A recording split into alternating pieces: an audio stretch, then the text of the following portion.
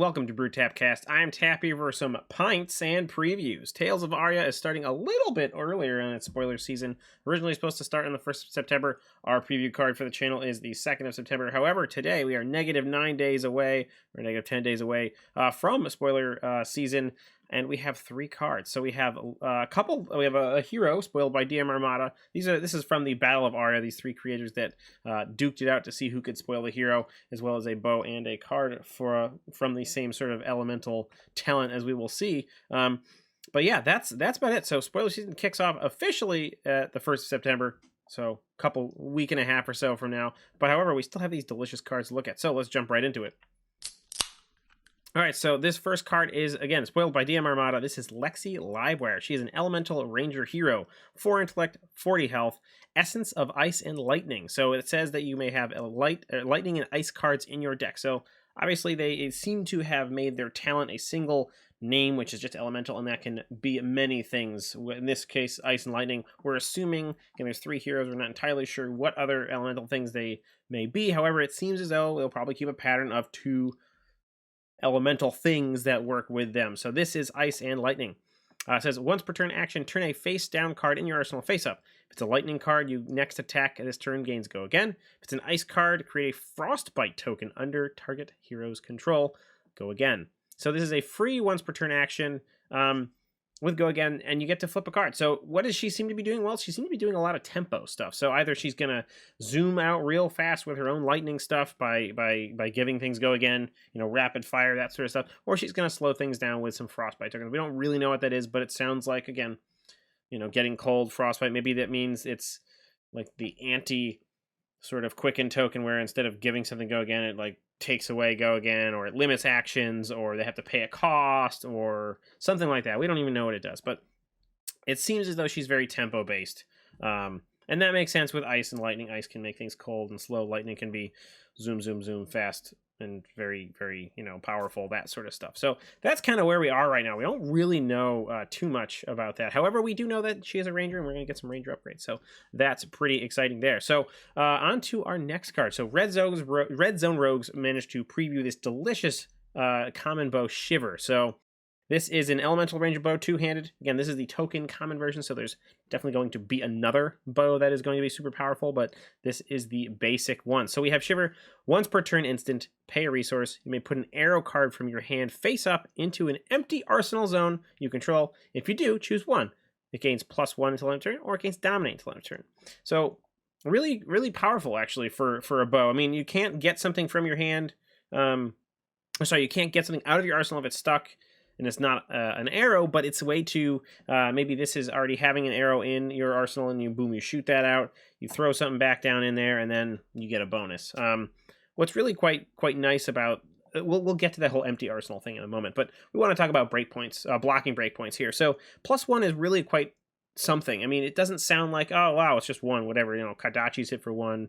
But yeah, but Kadachis are super powerful. That's not even the problem. That's not even the thing, is that breakpoints in this game are coming at different defense values of different normal cards, 2 and 3, based on normally generic, and then non-generic or powerful cards like that.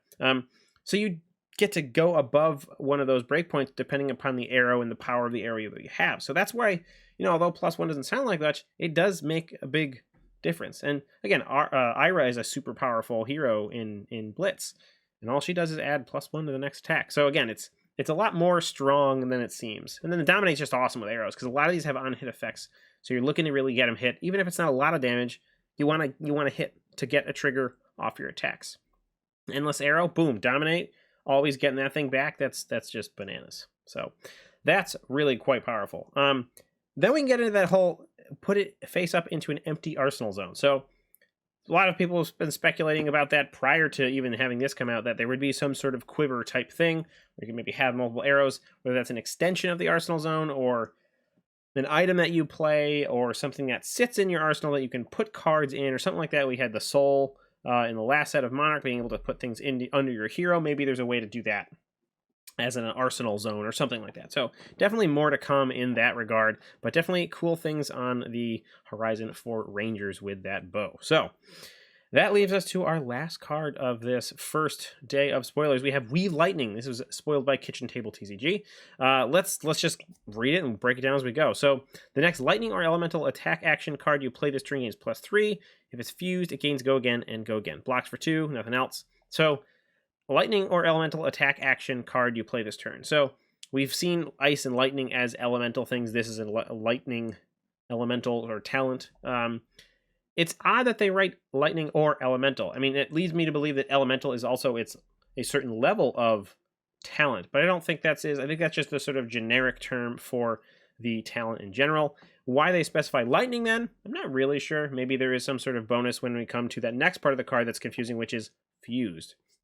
My assumption, just based on the word itself, is that you get some sort of combination. You can maybe play 2 cards together for a extra benefit based on maybe paying an alternative cost or an extra cost or something like that. So you have this interesting, possibly this interesting play of being able to sort of juice up cards by, you know, combining 2 cards, getting more parts. Maybe that has to do with the same, if it's the same elemental power or talent, or maybe it's a different elemental power. Maybe they're getting extra benefit, or maybe it has something to do with if you play one thing and then you play another thing, there's some sort of connection on the chain or something like that that fuses them or something like that. We have no idea, but there's probably some cool bonus of it, and this gives it go again if it's been fused. So maybe some really ways to really get electrified and just like zoom, zoom, zoom. So those are the preview cards for today. Again, we weren't really expecting these. We knew it was coming, but we weren't really sure what was going on. We didn't know how many cards were getting spoiled, all that kind of stuff. But we have these 3 very cool cards. New Ranger spoiled, as well as Elementals as the talent, which again, a lot of people predicted and we were super excited about. So now we're just hoping to see that Alchemist / Brewer come out, or a nice Druid. Then we'd be very happy on this channel. But that'll be it for this Pints and previews. So thank you so much for hanging out, and we'll be talking to you soon. Cheers.